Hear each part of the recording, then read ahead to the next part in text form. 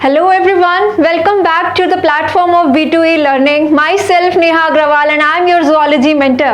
So आज हम continue कर रहे हैं बेटा breathing and respiration, exchange of gases से.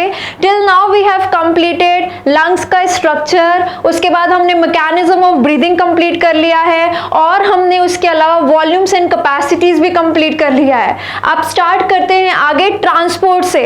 So let's start with the transport of oxygen. ठीक है बच्चों, सबसे पहले तो ये बताओ कि ट्रांसपोर्ट ऑफ ऑक्सीजन में ऑक्सीजन को कहां से कहां पहुंचाना है अपने को. बहुत ही सिंपल, हमको पता है हमने ऑक्सीजन को लंग्स तक तो पहुंचा दिया. लंग्स तक पहुंचा दिया मतलब लंग्स की एल्वियोलाई में भर दिया है और हमको ऑक्सीजन को इस लंग्स से पहुंचाना है हर टिश्यू तक, यानी कि बॉडी की सेल्स तक. ठीक है, अपने को ऑक्सीजन को यहां से यहां ट्रेवल कराना है. यहां से यहां तक ऑक्सीजन को ट्रेवल कराने के लिए हम किसकी हेल्प ले रहे हैं? अपन हेल्प ले रहे हैं ब्लड की. तो अपन क्या करेंगे, ये लंग्स है, ये लेट्स से बॉडी की सेल्स है, टिश्यू है. ठीक है, अपन रास्ते में ले लेंगे ब्लड कैपिलरी. ये रहा ब्लड कैपिलरी और ऑक्सीजन को इस ब्लड में पहुंचाएंगे और ब्लड के थ्रू बेटा ट्रेवल करते करते बताया था ना, ब्लड ट्रेन की तरह होता है, जिसको जिस स्टेशन पे जहां पहुंचना है वहां पहुंचा देता है. तो ब्लड में ये ट्रेवल करते करते कहां को पहुंच जाएगा? बॉडी की सारी सेल्स और टिश्यू तक पहुंच जाएगा और वहां पे ऑक्सीजन को डिलीवर कर देगा. ये हमने यहां पे पहुंचाया ऑक्सीजन लंग्स में, एल्वियोलाई में, उससे हमने इसको ट्रांसफर कर दिया ब्लड में. ब्लड से घूमते घूमते ट्रेवल करते करते ऑक्सीजन कहां पहुंच गया? टिश्यू के सरफेस पे, और टिश्यू की सेल्स को हमने क्या ट्रांसफर कर दिया? ऑक्सीजन. यही ऑक्सीजन तो चाहिए था सेल्स को ग्लाइकोलाइसिस करने के लिए. आपको लास्ट लेक्चर में सिखाया था, सेल के पास तुमने ग्लूकोज पहुंचाया, सेल के पास ये ऑक्सीजन पहुंचाओ, तभी तो ये ऑक्सीजन जाके ग्लूकोज का ऑक्सीडेशन करेगा, ग्लूकोज का ब्रेकडाउन करेगा और ग्लूकोज को तोड़ के एनर्जी रिलीज करेगा, जिस प्रोसेस को तुम ग्लाइकोलाइसिस कहते हो. तो ये ऑक्सीजन तुमने सेल्स के पास पहुंचा दी ट्रेवल करा के यहां से. अच्छा बच्चे, कौन सी यहां पे प्रोसेस लगेगी? Simple diffusion. यहाँ पे ऑक्सीजन सिंपल डिफ्यूजन से यहाँ पहुंच जाएगी, मतलब अपने हाई कॉन्सेंट्रेशन से लो कॉन्सेंट्रेशन की तरफ बिना किसी एनर्जी के यूसेज के चली जाएगी. आपको पता है, आप 9th क्लास से पढ़ते हो ट्रांसपोर्ट के बारे में, एक्टिव होता है, पैसिव होता है. किसी चीज को तुमने ज्यादा से कम की तरफ भेजना है तो बिना किसी फोर्स के चली जाएगी, तुम्हें उसे पुश नहीं करना पड़ेगा. जब पुश ना करना पड़े, एनर्जी ना लगानी पड़े तो पैसिव ट्रांसपोर्ट. अगर एनर्जी लगानी पड़े मतलब कम से ज्यादा की तरफ किसी चीज को भेजना चाहिए तो नहीं जाना चाहिए, तो तुम्हें पुश करना पड़ेगा. कैसे पुश करोगे? एनर्जी लगा के, और वो हो जाता है एक्टिव प्रोसेस. अच्छा, पैसिव जिसमें एनर्जी नहीं लगती, उसमें क्या क्या कर सकते हैं? अगर हम किसी गैस का ऐसे ट्रांसफर करा रहे हैं high concentration to low concentration की तरफ without any use of energy, तो हम उसको कहते हैं सिंपल डिफ्यूजन. तो अपन यहां पे क्या लगा रहे हैं? Simple diffusion. ऑक्सीजन का पार्शियल प्रेशर इधर ज्यादा है, उसके कंपैरिजन में इधर कम है, तो बड़े ही आराम से पैसिव ट्रांसपोर्ट से बिना किसी एनर्जी के यूज के सिंपल डिफ्यूजन से इधर आ जाएगी, फिर ट्रेवल कर लेगी. ट्रेवल करके जब यहां पहुंचोगे तो यहां पे ऑक्सीजन का पार्शियल प्रेशर उससे भी कम है, तो फिर से हाई से लो की तरफ चली जाएगी. सॉरी बच्चों, सिंपल डिफ्यूजन से ब्लड से टिश्यूज में सिंपल डिफ्यूजन जिसमें कोई एनर्जी नहीं लग रही, पैसिव ट्रांसपोर्ट है. फिर यहां से यहां क्या हो जाएगा? ऑक्सीजन का ट्रांसपोर्ट हो जाएगा. तो ये तो अपन ने करना ही है कि यहां से यहां पहुंचाया, फिर यहां से यहां पहुंचाया. पर बेटा इसके लिए ना अपने को एक कर्व और प्लस हीमोग्लोबिन का स्ट्रक्चर समझना पड़ेगा. ये सारा काम हीमोग्लोबिन की हेल्प से हो रहा है. मैं आपको बताऊंगी कैसे कि ऑक्सीजन यहां आने के बाद ब्लड में देखो दो चीजें होती हैं, एक तो प्लाज्मा होता है और उसके बाद आपने पता है ना कि ब्लड के अंदर रेड ब्लड सेल हैं और उन रेड ब्लड सेल के अंदर हीमोग्लोबिन होता है. तो समझ लेते हैं थोड़ा सा हीमोग्लोबिन के के बारे में, क्योंकि हीमोग्लोबिन पे भी क्वेश्चंस आते हैं, ठीक है, सिर्फ हीमोग्लोबिन टॉपिक पे भी क्वेश्चंस आते हैं, और प्लस उसके बाद आपको ये पूरा ट्रांसपोर्ट जब मैं डिटेल में बताऊंगी कि हमने करना क्या है इसमें, तो आपको हीमोग्लोबिन के बारे में समझना ही पड़ेगा उस टाइम पे। आ जाइए, आ जाओ बेटा, हीमोग्लोबिन समझते हैं, ठीक है। हीमोग्लोबिन की अगर हम बात करें तो बेटा हीमोग्लोबिन को पहले तो दो शब्दों में तोड़ दो। ये क्या है? हीम। हीमोग्लोबिन बना है हीम प्लस ग्लोबिन से, हीम प्लस ग्लोबिन से। अभी मैं बताती हूँ हीम क्या है और ग्लोबिन क्या है। पहले तुम हीमोग्लोबिन के बारे में कुछ नॉर्मल सी बातें सीखो। क्या क्या बेटा? ये जो हीमोग्लोबिन है, सबसे पहली बात, ये आरबीसी में प्रेजेंट होता है, ठीक है। आरबीसी आपकी रेड ब्लड सेल, आपकी एरिथ्रोसाइट के अंदर होता है, ठीक है मैम, याद कर लिया, ये तो हमें पता भी था। दूसरी इंपॉर्टेंट बात बेटा, ये जो हीमोग्लोबिन है, ये है क्या? ये एक रेस्पिरेटरी पिगमेंट है, रेस्पिरेटरी पिगमेंट है। रेस्पिरेटरी पिगमेंट मतलब, देखो पिगमेंट वर्ड जब भी आए मतलब कि कोई कलर देता है, कलर देता है, तो बेटा हीमोग्लोबिन कौन सा कलर देता है? रेड कलर देता है। इसीलिए तो ये आरबीसी में रेड कलर का सामान पड़ा है हीमोग्लोबिन, इसीलिए आपको आरबीसी रेड कलर की दिखाई देती है और उसका नाम भी रेड ब्लड सेल रखा गया है, ठीक। अच्छा, रेड कलर देता है तो कुछ तो ऐसा होगा जिसकी वजह से रेड कलर देता है। बेटा ये रेड कलर आता है आयरन की प्रेजेंस की वजह से, मतलब हीमोग्लोबिन में एक रेड कलर का आयरन कंटेनिंग पिगमेंट है, जिसकी वजह से हीमोग्लोबिन का कलर रेड, और आरबीसी में हीमोग्लोबिन भरा हुआ है, इसलिए आरबीसी आपको रेड कलर की दिखाई देती है, ठीक है इतनी बार। अब देखो इस पिगमेंट का काम तुम्हें पता चल रहा है रेस्पिरेशन में कुछ है।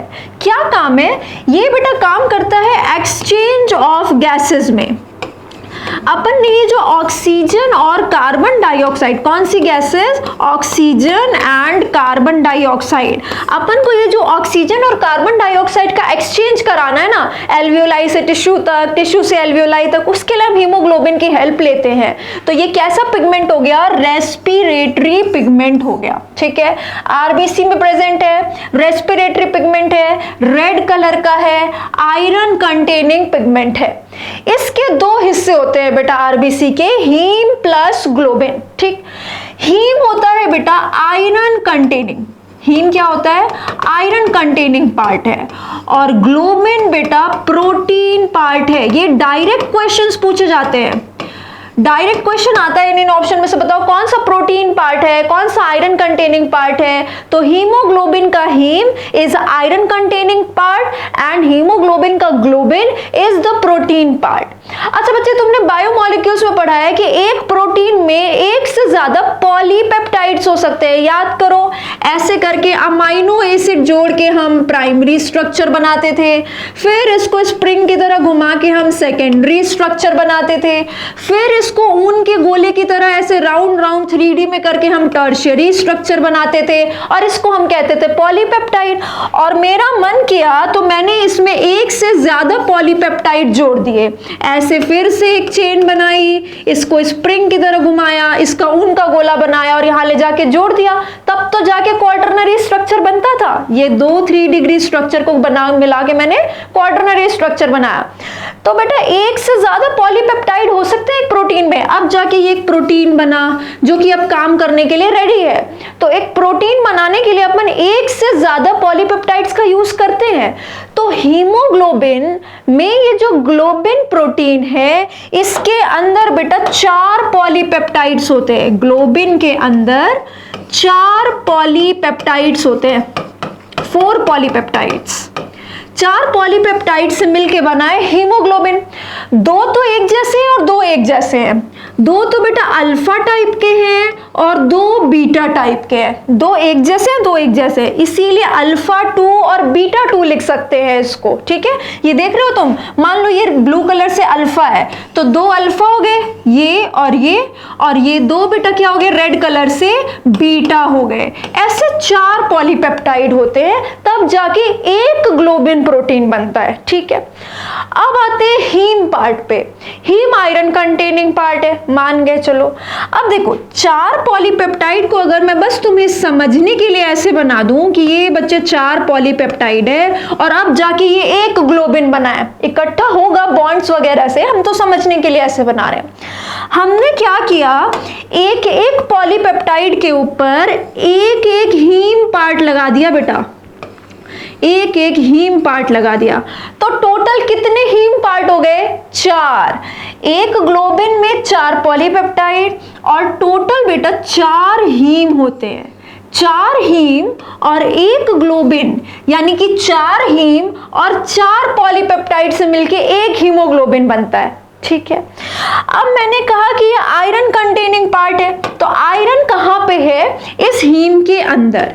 एक आयरन इधर, एक आयरन इधर, एक आयरन इधर और एक आयरन इधर, ठीक है। कौन से फॉर्म में है बेटा, 2+, फेरस फॉर्म में है। फेरिक फॉर्म में हम जो खाना खाते हैं उसमें से फेरिक फॉर्म में एब्जॉर्ब होता है। फेरिक को फेरस में, याद करो तुमने डाइजेशन में सीखा है, HCl कन्वर्ट करता है। इसीलिए तो अगर HCl की कमी हो जाए, एक क्लोरहाइड्रिया हो जाए, तो आयरन डेफिशिएंसी एनीमिया हो जाता है, क्योंकि HCl नहीं होगा तो Fe3+ Fe2+ में कन्वर्ट नहीं होगा, तो हीमोग्लोबिन नहीं बनेगा, तो आरबीसी में हीमोग्लोबिन की कमी हो जाएगी, या कह लो आरबीसी की कमी हो जाएगी, आरबीसी फॉर्मेशन नहीं होगा, ठीक है। देख रहे हो अपन जूलॉजी को ऐसे पूरा पूरा लिंक कर दे रहेंगे हर जगह पे, कहां कहां पे क्या क्या एक चीज से रिलेटेड पढ़ा है, उसको सब चीजों को एक साथ दिमाग में आपके चल जाना चाहिए कि अच्छा हमने ये भी सीखा था, ठीक है। तो ऐसे हमने क्या कर दिया, 4 आयरन लगा दिया, तो 4 हीम मतलब कि 4 Fe2+, ठीक है।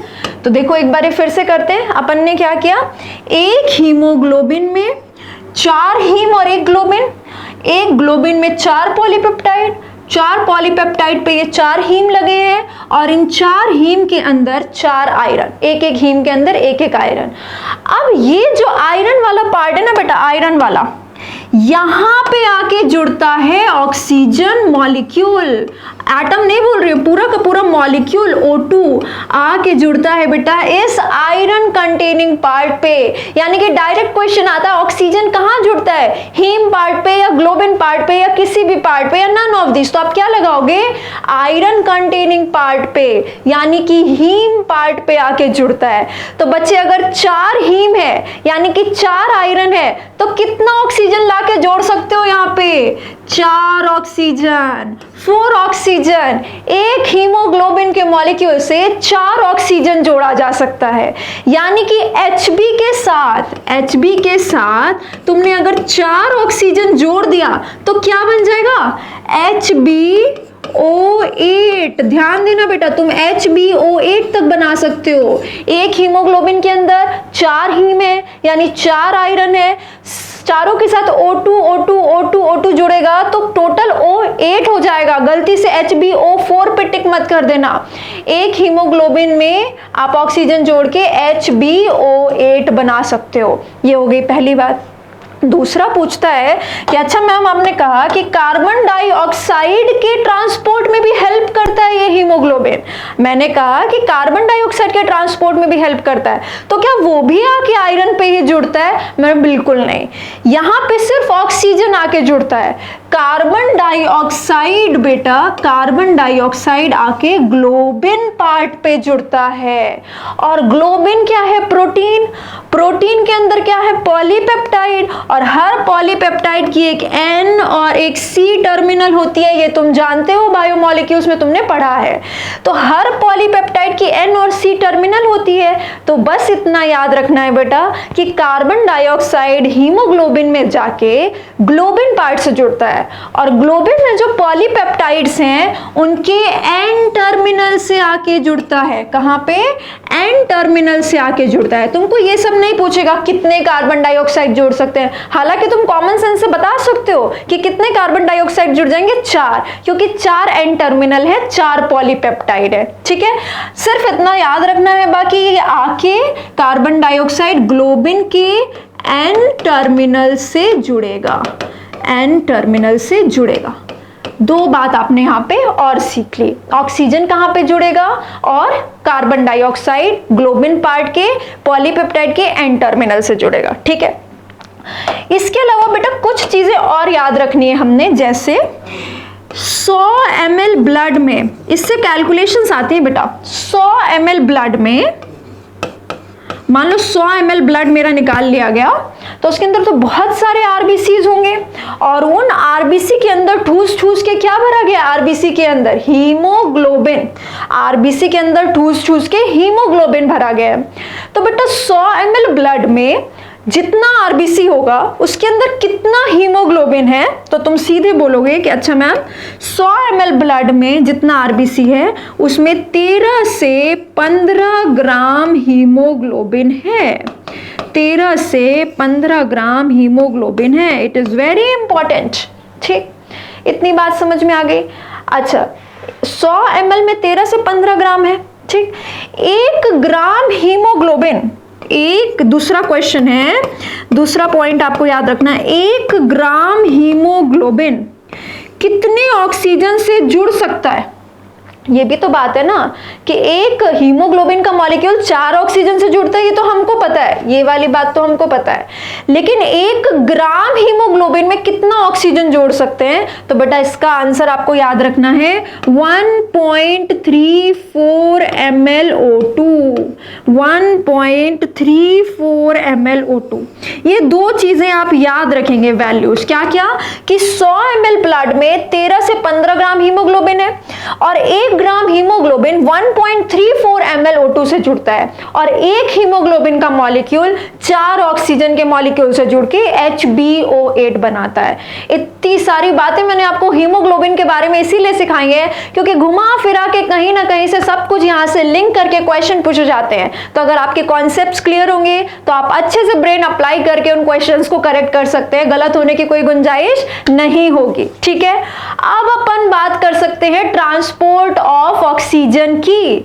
अब अपन बात कर सकते हैं ट्रांसपोर्ट ऑफ ऑक्सीजन की। आ जाओ, ट्रांसपोर्ट ऑफ ऑक्सीजन की जब हम बात करते हैं बेटा, तो ऐसा कुछ ग्राफ देखने को मिलता है अपन को, है ना। आपके एनसीईआरटी में ऐसा कुछ एक डायग्राम बना हुआ है, ग्राफ बना हुआ है। ये ग्राफ सीखना है अपने को आज। ठीक है, ये ग्राफ में देखो क्या सीखना है, लेबलिंग करते हैं। अपने से पहले ये डायग्राम बनाते हैं, आ जाओ खुद से, ताकि हमको भूले नहीं। हमेशा अपना डायग्राम खुद बनाना है, फिर एनसीईआरटी का डायग्राम भी देखेंगे। बेटा ऐसे ग्राफ बना लिया मैंने, एक साइड पे मैंने दिखा दिया partial pressure of oxygen, oxygen का पार्शियल प्रेशर लगा दिया, और दूसरी साइड लगा दिया percent saturation of haemoglobin, percent saturation of haemoglobin. Saturation मतलब किसी चीज का पूरी तरह यूज होना, तो हीमोग्लोबिन कितना यूज हुआ है, किससे बेटा,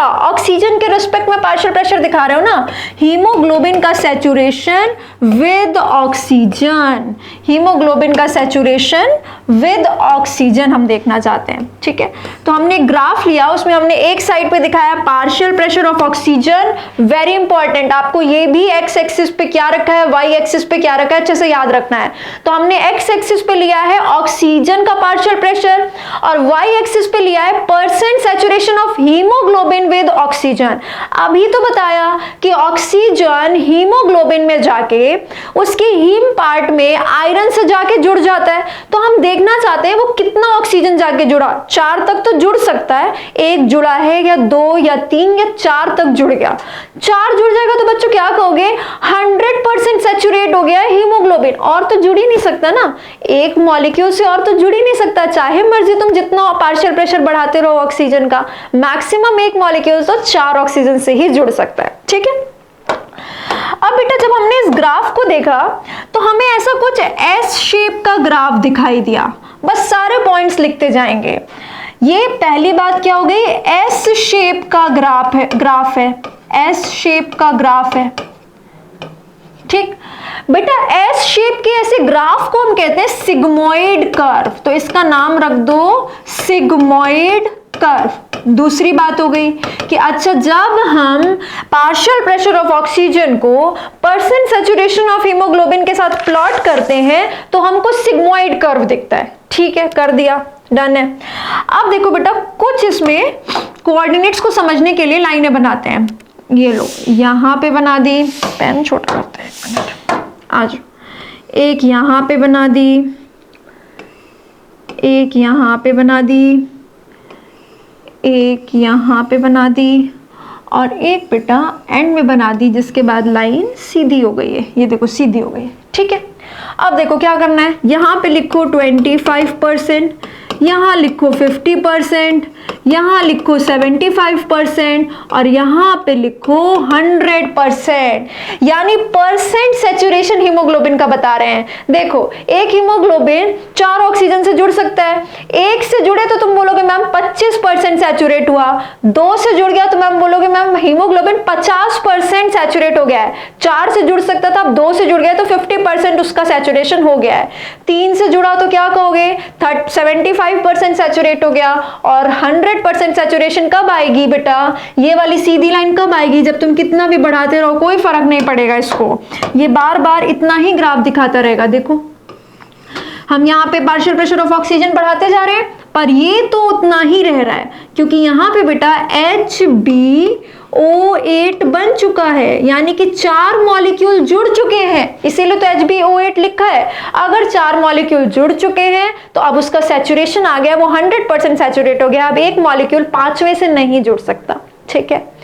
अब देखो बेटा इसी ग्राफ में हमको कुछ और बातें सीखनी है। ये तो हो गया आपका कि 25, 50, 75 और 100% सैचुरेट करा दिया है हमने किसको, हीमोग्लोबिन को ऑक्सीजन से, और हमने इसका सिग्मोइड कर्व बना लिया है, ठीक है बेटा। जब लंग्स में खूब ऑक्सीजन होता है तो खूब ऑक्सीजन, ऐसे हम लंबी लंबी सांस ले रहे हैं, ऑक्सीजन लंग्स में जा रहा है, खूब ऑक्सीजन है वहां पे, तो वो ब्लड में जाके हीमोग्लोबिन से जुड़ के उसको 100% सैचुरेट कर दे रहा है, because in lungs we have high partial pressure of oxygen, ठीक है। चलो जुड़ गया, ब्लड में चला गया, अब ब्लड जब टिश्यूज के पास जाएगा बेटा, तो ये जो ऑक्सीजन हमने बाहर से लिया उसको हमें टिश्यू को ट्रांसफर भी तो करना है, ये जो हमने ऑक्सीजन बाहर से लिया उसको हमें टिश्यू को देना है, तो टिश्यू को जब देंगे तो ऐसे ही तो देंगे बेटा, अभी उसकी एक्टिविटीज के लिए हम उसको ऐसे ऑक्सीजन निकाल के दे देंगे। 4 लेके गए थे, पता चला एक ही ऑक्सीजन दिया, बाकी 3 अपने पास ही रख लिए, सेविंग कर ली, ठीक है, अभी नहीं देंगे, ठीक है। मम्मी ने लिफाफे में 500 रुपए दिए, हम 100 ही रुपए देंगे, चलो मम्मी ने लिफाफे में 400 रुपए दिए, हमने 100 रुपए खर्चे, क्योंकि जरूरी है, रोज का गुजारा तो अपने को करना पड़ेगा, पॉकेट मनी जो मिली है उसमें से हम सेव कर ले रहे हैं 300, और 100 रुपए हमने यूज कर लिए डेली के खर्चे के लिए, चलो ठीक है। यहाँ पे तुमने ऑक्सीजन को निकाल के भेज दिया टिश्यू में, तो बेटा ऑक्सीजन अब टूट के निकलेगी, यानी हीमोग्लोबिन से जो हमने ऑक्सीजन को जोड़ा था अब अपन उसको डिसोसिएट करेंगे, तोड़ेंगे उससे और टिश्यू में भेज देंगे। इसीलिए बेटा इस ग्राफ को क्या कहते हैं, ऑक्सीजन डिसोसिएशन कर्व, इसीलिए हमने इसका नाम रख दिया है ऑक्सीजन डिसोसिएशन कर्व। तो आपको क्या क्या ध्यान रखना है, हम ये जो ग्राफ बना रहे हैं this is oxygen dissociation curve, S shape का होता है इसलिए सिग्मोइड कर्व कहते हैं, एक्स एक्सिस पे लेते हैं पार्शियल प्रेशर ऑफ ऑक्सीजन और वाई एक्सिस पे लेते हैं percent saturation of haemoglobin with oxygen, और फिर हमको ऐसा ग्राफ मिलता है, फिर हम इससे देख सकते हैं कितना कितना ऑक्सीजन रिलीज करेंगे। अच्छा बेटा मान लो एकदम से मम्मी ने बोला कि आज मेरा कुछ बढ़िया खाने का मन कर रहा है, तो अपनी पॉकेट मनी से खर्च कर दे, तो तुमने बोला ठीक है मम्मी आपके लिए मैं 100 की पत्ती और निकाल लेता हूं, तो तुमने वो खर्च कर दिए। अब मम्मी ने बोला कि पापा का भी कुछ बढ़िया खाने का मन कर रहा है, पर सेपरेट उनके लिए कुछ लेके आना, मेरे लिए कुछ अलग उनके लिए कुछ अलग, तो तुमने बोला कि ठीक है भाई पापा का भी मन है तो इतना यूज कर लेते हैं, ठीक है। अब देख रहे हो एक ऑक्सीजन तो अपने लिए खर्च रहे थे, मम्मी के लिए दूसरे ऑक्सीजन का मॉलिक्यूल गया और पापा के लिए तीसरे मॉलिक्यूल ऑफ ऑक्सीजन चला गया, अब तुम्हारे पास से 3 चले गए। अब तुम बोल रहे हो ये लास्ट वाला जो है ना ये मैं नहीं दूंगा किसी को, ये मेरे पास ही रहेगा और मैं इसको सेव करके रखूंगा, कल को जरूरत पड़ जाए तो मेरे पास पॉकेट मनी सेव्ड भी तो रहनी चाहिए, तो ये आप नहीं खर्च कर रहे हो, ठीक। तो तुम्हारे पास पहली कंडीशन क्या बनी बेटा, 100% सैचुरेशन की। 100% सैचुरेशन कहाँ पे हो रही है, लंग्स में। जब हम सांस ले रहे हैं तो एल्वियोलाई में जो एयर जा रहा है इतना high partial pressure of oxygen है कि ब्लड में जाके आरबीसी में घुस के हीमोग्लोबिन को 100% सैचुरेट कर दिया। ठीक है, दूसरी कंडीशन क्या हो जाएगी बेटा कि 25% टिश्यू को दे दिया, डेली खर्चा बेटा 25% टिश्यू को दे दिया, और बेटा 75% ब्लड में ही रहने दिया, सेविंग। ठीक, तीसरी कंडीशन क्या आई बताओ, 50% खर्च करना पड़ा, 2 पत्तियां खर्च करनी पड़ी 100-100 की, 2 ऑक्सीजन मॉलिक्यूल, यानी 50% खर्च करना पड़ा और टिश्यू को देना पड़ा, अपने लिए और मम्मी के लिए सामान ले आए, और फिर 50% अपने पास रख लिया, ब्लड में ही छोड़ दिया बेटा। और लास्ट कंडीशन क्या आएगी, जब 75% खर्च करना पड़ा, 3 ऑक्सीजन मॉलिक्यूल, 3 100 की पत्ती आपने टिश्यू को दी, और बाकी आपके पास सेविंग के लिए सिर्फ 100 रुपए का नोट बच गया, यानी 25% ही बच गया ब्लड में जो आप नहीं दोगे। ठीक है, तो ये 4 कंडीशन हो गई। अब इसमें से तुम बताओ, तुम कब आराम से एकदम अपनी चिल लाइफ जी रहे थे, तुमको किसी और के लिए खर्च ही नहीं करना पड़ रहा था, तो तुमको कोई आफत ही नहीं आ रही थी कि मेरे सेव्ड पैसे जा रहे हैं। ये वाली कंडीशन, यहाँ पे तुम आराम से बेटा लेटे बैठे हो। ठीक है, जब तुम आराम भी करो तो एटीपी तो तुमको चाहिए, ग्लाइकोलिसिस तुम्हारी बॉडी में चली रही है, तो तुम नॉर्मल कंडीशन में ये 25% ऑक्सीजन, यानी सिर्फ 1 ऑक्सीजन का मॉलिक्यूल देते हो टिश्यू को, सांस ले लेके तो 4-4 वहां पे ऐड कराते हो 1-1 हीमोग्लोबिन के मॉलिक्यूल में, पर अपने टिश्यू को बस 1 देते हो, बाकी 75% तुम्हारे ब्लड में ही रहता है। ठीक है, तो ये काम कब हो रहा है बेटा, आराम की अवस्था में, रेस्टिंग फॉर्म में। ठीक है, रेस्टिंग स्टेज में, या कह लो रेस्टिंग से बेटर है हम कहते हैं इसको नॉर्मल कंडीशंस में। नॉर्मल कंडीशंस में बेटर टर्म देते हैं थोड़ी सी। ये काम कब हो रहा है बेटा, नॉर्मल कंडीशंस में। नॉर्मल कंडीशन में तुमने 1 ऑक्सीजन टिश्यू तक पहुंचाया, यानी सिर्फ 25% ऑक्सीजन टिश्यू तक पहुंचाया। अब क्या हुआ बेटा, तुमको थोड़ी सी आफत आई, थोड़ा सा तुम्हें लगा अरे 100 का नोट और खर्च करना पड़ रहा है हमको, तो ये कब करना पड़ता है तुम्हें, थोड़ी सी लाइक माइल्ड एक्सरसाइजेस कह लो।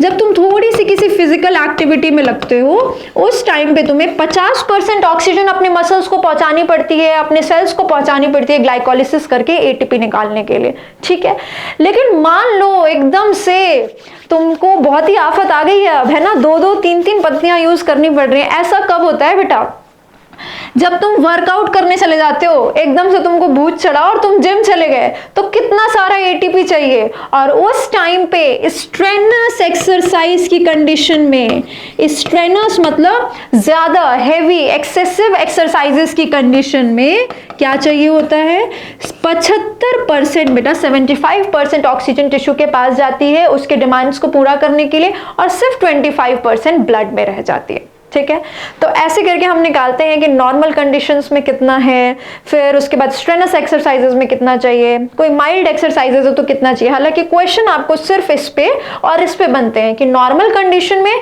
तो तुम ध्यान रखना 25% ऑक्सीजन डिलीवर होगा, और बोलेंगे स्ट्रेनस एक्सरसाइज की कंडीशन में तो 75% ऑक्सीजन टिश्यू तक जाएगा उसके डिमांड्स को पूरा करने के लिए। ठीक है, इतनी बात हो गई।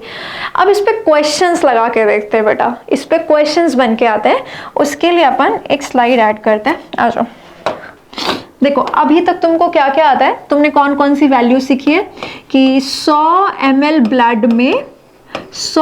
ब्लड में कितना 13 से 15 या 16 ग्राम हीमोग्लोबिन होता है। एक तो ये बात सीखी। दूसरी बात तुमने क्या सीखी थी कि 100 ml में ये जो हीमोग्लोबिन है, तो 1 ग्राम हीमोग्लोबिन 1.34 ml O2 से जुड़ता है। अच्छा बेटा, 1 ग्राम हीमोग्लोबिन अगर 1.34 ml O2 से जुड़ता है और 100 ml के अंदर 13 से 15 ग्राम हीमोग्लोबिन है, तो मैं तीसरी बात तो तुमसे बहुत इजीली पूछ सकती हूँ, फटाफट से बेसिक मैथ्स लगा दोगे कि 100 ml ब्लड बेटा कितने ऑक्सीजन से बाइंड कर सकता है? 100 ml blood, very simple, 100 ml में 13 से 15 ग्राम है और 1 ग्राम में इतना होता है, तो तुम 13 से 15 ग्राम का निकाल लो, फटाफट से बेसिक मैथ्स लगा दो, मल्टीप्लाई डिवाइड कर दो और यहां पे तुमको क्या आंसर मिल गया? सबको आंसर आ गया 20 ml O2, 20 ml O2। यानी कि बेटा 100 ml ब्लड में आपके पास 20 ml O2 होता है। चलो और मैथ्स लगाते हैं थोड़ी सी, बहुत सिंपल। क्या 100 ml की जगह मैं तुमको अगली बात पूछ लूं कि बेटा 1 लीटर ब्लड में कितना O2 होता है? 1 लीटर ब्लड में कितना O2 होता है, क्या बताओगे? एक जीरो ही तो बढ़ाना है, 200 ml हो जाएगा बेटा, 200 ml O2 हो जाएगा, ठीक है। 1 लीटर ब्लड में 200 ml O2 है। और फिर बेटा अगर मैं तुमको लास्ट बात ये पूछ लूं कि 5 लीटर ब्लड में कितना O2 होता है, 5 लीटर ब्लड में, तो कितना आ जाएगा? 1000 ml, यानी कि 1 litre O2, 1 litre O2। Basic math सब लोग लगा रहे होंगे, है ना। तो देखो 100 ml ब्लड में 20 ml O2 होता है और 5 लीटर ब्लड में 1 लीटर ऑक्सीजन होता है। और तुम्हारी बॉडी में कितना ब्लड है? 5 लीटर ब्लड ही तो है, यानी तुम्हारी बॉडी में जितना ब्लड है 5 लीटर, उसमें से 1 लीटर तो ऑक्सीजन जुड़ रखा है बेटा उस 5 लीटर ब्लड में, ठीक है। ये बात हो गई। अब तुमको अगर क्वेश्चन पूछा जाए, वो जो 25% और 75% वाला कॉन्सेप्ट अभी हमने सीखा उससे, तो बेटा अगर पूछा जाए कि ये 1 लीटर ऑक्सीजन नॉर्मल कंडीशंस में कितना जाता है टिश्यू के पास नॉर्मल कंडीशन में, तो तुम बोलोगे मैम अभी तो बताया आपने कि जितना ऑक्सीजन होता है उसका 25% ही जाता है टिश्यू के पास। तो इस 1 लीटर का 1000 ml का 25% क्या हो गया? 25%, बताओ, बताएंगे सब लोग आंसर। और फिर उसके बाद एक और आंसर निकालेंगे कि स्ट्रेनस कंडीशंस में, यानी एक्सरसाइजेस की कंडीशन में कितना ब्लड जाता है, कितना ऑक्सीजन जाता है टिश्यूज के पास। दोनों फटाफट से सॉल्व करिए और बताइए आंसर। स्ट्रेनस एक्सरसाइज में आपको पता है 75% ऑक्सीजन डिलीवर होता है टिश्यूज को। अब दोनों का आंसर आपने बहुत इजीली कैलकुलेट किया होगा और आपको क्या आंसर मिला होगा कि मैम 1000 ml O2 है तो उसका 25% यानी कि 250 ml O2 जा रहा है नॉर्मल कंडीशन में टिश्यू के पास। जब अभी मैं आराम से बैठा लेटा हुआ हूं, नॉर्मल सा काम कर रहा हूं, खाना खा रहा हूं, कुछ भी। लेकिन बेटा स्ट्रेनस एक्सरसाइज में अगर आप जिम चले गए, बहुत एक्सरसाइज करने लग गए या अचानक से आपने बहुत रनिंग कर ली, ऐसी कोई एक्टिविटी होगी, उस टाइम पे क्या होगा? उस टाइम पे 75% इस 1000 का 75, बचा हुआ 75 पूरा नहीं, लास्ट इस 1000 का 75% तक जाता है बेटा। यानी कि 750 ml कहां चला जाएगा? टिश्यूज के पास चला जाएगा। यानी बेटा नॉर्मल कंडीशन में इसमें से 250 ml अगर टिश्यू के पास चला गया तो 750 ml ब्लड में ही रह गया। और बेटा स्ट्रेनस एक्सरसाइज की कंडीशन में 750 ml टिश्यू के पास चला गया और ब्लड में सिर्फ 250 ml ही रह गया ब्लड में, ठीक है।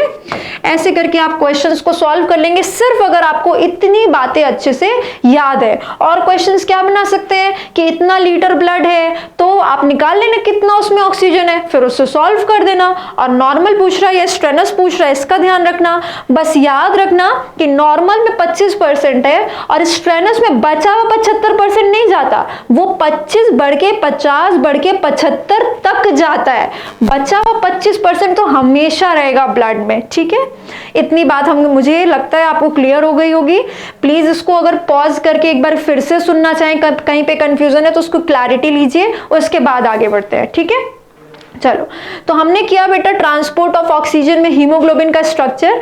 फिर हम कर रहे हैं ऑक्सीजन का ट्रांसपोर्ट के लिए ऑक्सीजन डिसोसिएशन कर, जिसमें ये कुछ कैलकुलेशन बेस्ड क्वेश्चंस आपको पूछे जाते हैं। आप जब आप PYQs और NCERT बेस्ड क्वेश्चन सॉल्व करोगे तो आपको ऐसे बहुत क्वेश्चंस मिलेंगे, आप सॉल्व करके देखना, अब आपसे बहुत ईजिली सॉल्व हो जाएंगे इतने कॉन्सेप्ट से, ठीक है। अब अपन नेक्स्ट बढ़ते हैं, नेक्स्ट आते हैं इसी ग्राफ पे वापस से।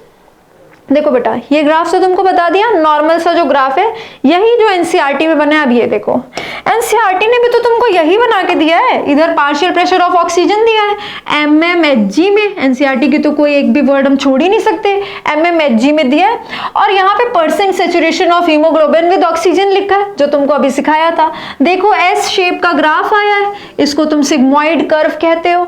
और जहां पे 50% कहीं पे सैचुरेशन हुई होगी, लेट्स से यहाँ पे कहीं 50% सैचुरेशन हुई होगी, मतलब इस पार्शियल प्रेशर ऑफ ऑक्सीजन पे इतना ऑक्सीजन देने पे 50% सैचुरेशन हो गई है, ठीक है। फिर जाके कहीं को 100% आएगी, ठीक है। ये अराउंड 50% यहां कहीं आई होगी। एक मिनट, यहां बनाते हैं बेटा, ये 50% इस लाइन पे आएगा, ठीक है। इस लाइन से फिर हम नीचे आ रहे हैं, ठीक।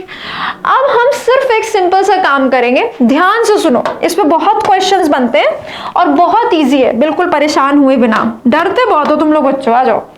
देखो, एक बारी मैंने इस ग्राफ को थोड़ा सा इधर सरका के बना दिया, तो किधर सरकाया? राइट साइड ही तो सरकाया है। इसको कह दो shift to right, easy peasy, ठीक है। राइट की तरफ शिफ्ट कर दिया। और एक बार मेरा मन किया राइट साइड है, क्यों, मैं इसको लेफ्ट साइड भी लेके जाऊंगी, और मैंने इस ग्राफ को इधर सरका दिया। अब ये मैंने क्या किया बच्चों? Shift to, very easy, shift to left कर दिया, शिफ्ट टू लेफ्ट कर दिया। तो this is shift to right, this is shift to left. अब बेटा इसके नाम रख दो बस, और कुछ नहीं करना। शिफ्ट टू राइट वाले कॉन्सेप्ट को मैंने एक नाम दिया बोहर इफेक्ट, बोहर इफेक्ट, ठीक है। और शिफ्ट टू लेफ्ट को मैंने एक नाम दिया हाल्डेन इफेक्ट, हाल्डेन इफेक्ट। आज ठीक है। अब देखो दूसरी इंपॉर्टेंट बात, बोहर इफेक्ट कहां पे लगता है बच्चों? टिश्यूज पे लगता है, टिश्यूज पे लगता है, ठीक है। कैसे याद रखोगे, कैसे याद रखोगे इसको? Shift to right, shift to left, यहां पे ये करो। हाल्डेन इफेक्ट कहां पे लगता है? हाल्डेन इफेक्ट लगता है बेटा लंग्स पे, लंग्स लिख लो या एल्वियोलाई लिख लो, उधर टिश्यूज लिख लो या फिर सेल्स लिख लो, एक ही बात है, ठीक है। अब देखो बेटा ऐसे याद रखना, देखो ट्रिक बताती हूं। बोहर के आर से याद रखना शिफ्ट टू राइट, ठीक है। और राइट के टी से याद रखना टिश्यू पे लगता है ये, ठीक है। राइट के टी से याद रखना टिश्यू पे लगता है ये। तो बोहर इफेक्ट लगता है राइट, शिफ्ट टू राइट में, और शिफ्ट टू राइट होती है बेटा टिश्यू पे, ठीक है। इतना हमको पता चल गया।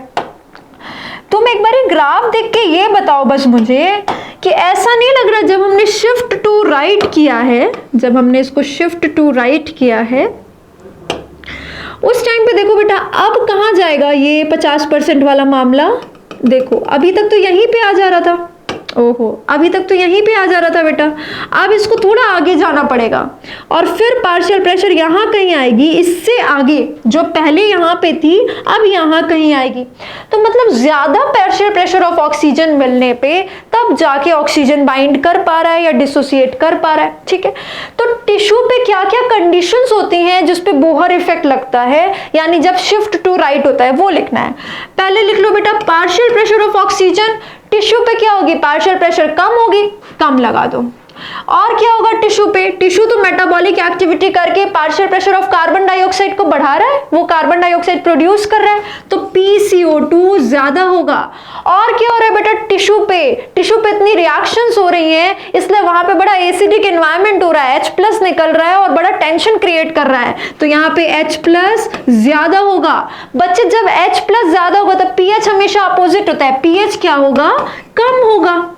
इतनी बात क्लियर है? देखो partial pressure of oxygen, tissue पे तो ऑक्सीजन कम है, कार्बन डाइऑक्साइड ज्यादा है, तो partial pressure of oxygen come, carbon dioxide ज्यादा। वहां पे इतनी रिएक्शंस हो रही हैं कि कार्बन डाइऑक्साइड के साथ साथ H+ भी निकल रहा है, तो H+ ज्यादा। जब H+ ज्यादा होता है तो pH कम होता है। इतनी बात हो गई। और क्या हो रहा है? वहां पे इतनी रिएक्शंस हो रही है बेटा कि वहां पे टेम्परेचर भी इंक्रीज कर रहा है, हीट प्रोड्यूस हो रहा है, इसलिए टेम्परेचर ज्यादा।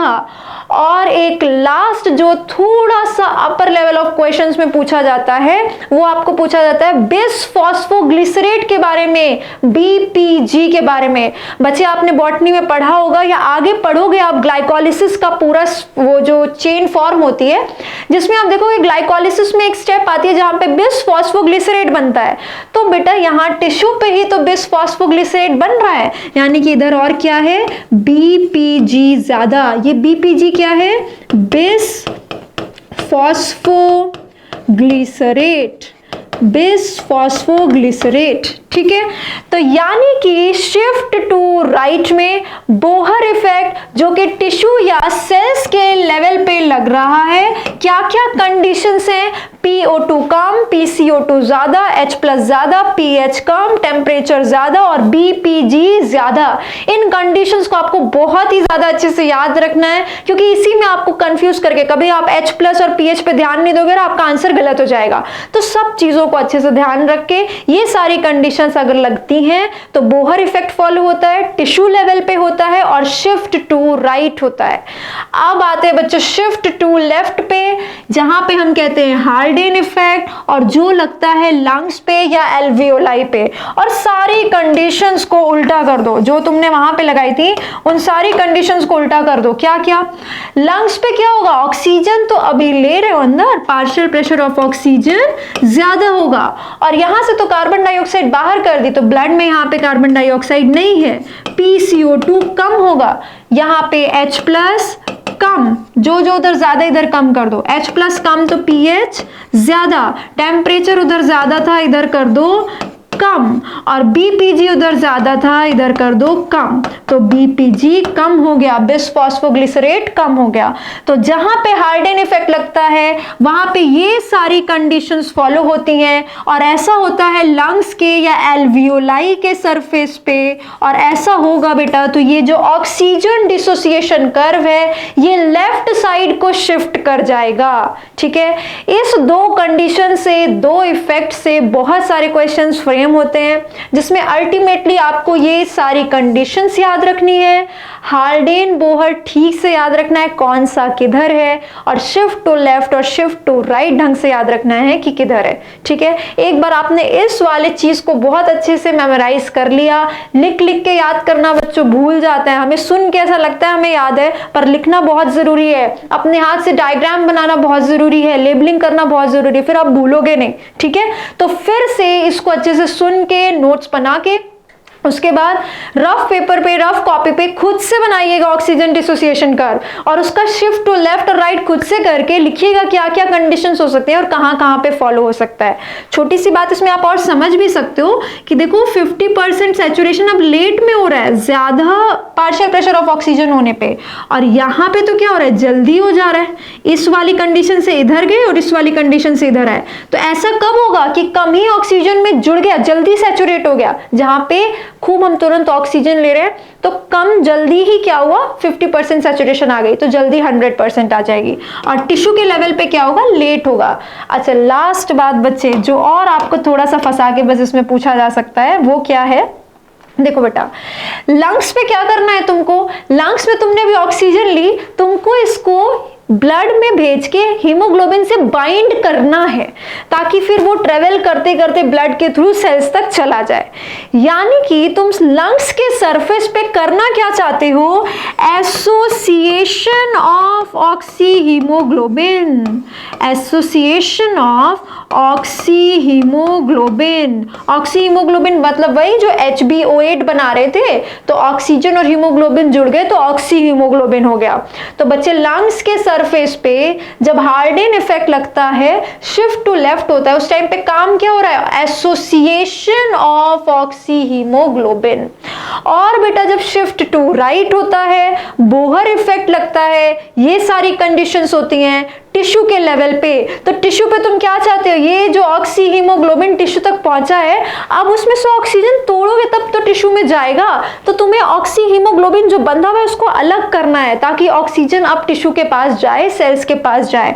तो यहां पे तुम क्या करोगे, dissociation of oxy haemoglobin, dissociation of oxy haemoglobin.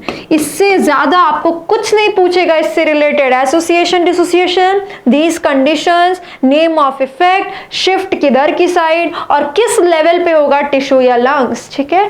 That's all about the oxygen dissociation curve, okay.